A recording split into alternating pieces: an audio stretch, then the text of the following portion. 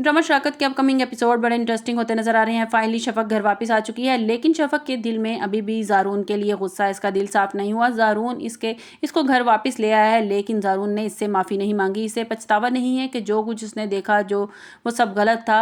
मैं सही थी, ज़ारून को मुझसे एक बार माफ़ी मांगनी चाहिए थी। मैं इसके कहने पर सब कुछ भूल कर घर वापस आ गई हूँ। दूसरी तरफ ज़ारा जो है वो अज़रा से कहती है कि शफक का बड़ापन है जो शफक घर वापस आ गई है। हालांकि ज़ारून भाई ने तो इससे माफ़ी तक नहीं मांगी। इसके किरदार पर जो दाग था इसको साफ करने की कोशिश भी नहीं की। एक औरत के लिए बहुत मुश्किल होता है ये सब कुछ करना।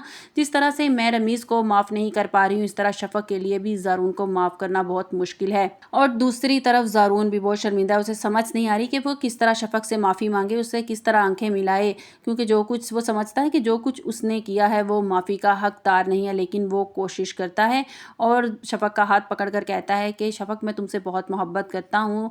तुम नहीं जानती कि तुम्हारी मेरी ज़िंदगी में क्या इंपॉर्टेंस है, क्या जगह है। जिस पर शफक की आंखें भर आती हैं और कहती हैं कि ज़ारून, तुमने इतनी सी बात कहने में कितनी देर लगा दी। दूसरी तरफ माहम का पर्दा भी आहिस्ता आहिस्ता ज़ारून के सामने फाश होता जा रहा है। राशिद की माँ आपको अपने किए पर बहुत पछतावा है। वो खुद को कसूरवार समझ रही है कि मैं कसूरवार हूँ, मैंने अपने बेटे की परवरिश ऐसी की नहीं की, मैंने उसे समझाया नहीं, सही हुई और गलत की तमीज़ नहीं सिखाई। वो मेरा एक ही बेटा था, मुझे इसे समझाना चाहिए था कि ज़िंदगी के जिस मोड़ पर खड़ा है उसकी जिम्मेदार सिर्फ और सिर्फ मैं हूँ, इन सब की कसूरवार मैं हूँ। वो राशिद से बात करती है, राशिद, हमें सबके साथ जो ज़्यादतियाँ की हैं हमें उनको दुरुस्त करना पड़ेगा। तुम्हारी वजह से शफक की ज़िंदगी में कितनी मुश्किलात आई हूँ, तुम्हें उसे उस गुनाहों की माफ़ी मांगनी होगी, अपने अल्लाह से भी और शफक से भी। तो राशिद कहता है कि अगर मैं शफक से कोई बात करूंगा या मैं ज़ारून से कोई बात करूंगा तो हो सकता है वो मुझे पुलिस के हवाले कर दें। तो राशिद की माँ कहती है, अब चाहे कुछ भी हो तुम्हें इससे माफ़ी मांगनी होगी, क्योंकि मैं अब तुम्हें और तकलीफ़ में नहीं देख सकती। राशिद ज़ारून को कॉल करता है और सारी हकीकत बता देता है माहम की कि हमने किस तरीके से आपकी ज़िंदगियों में जहर घोलने की कोशिश की और माहम ने इसमें मेरा मुकम्मल साथ दिया।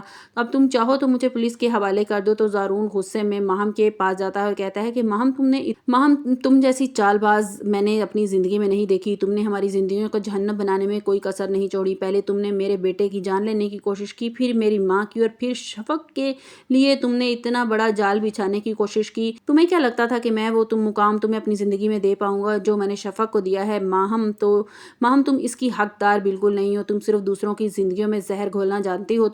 तुम जा सकती हो मेरी ज़िंदगी से, अब मैं तुम्हें एक लम्हे के लिए भी बर्दाश्त नहीं कर सकता। दूसरी तरफ रमीज़ ज़ारा से बहुत मोहब्बत करता है और उसे मनाने की पूरी कोशिश करता है कि किसी तरह वो ज़ारा को मना ले। ज़ारा रमीज़ से पर बहुत यकीन करती थी, इसलिए इसकी इस हरकत ने ज़ारा को बहुत हर्ट किया है।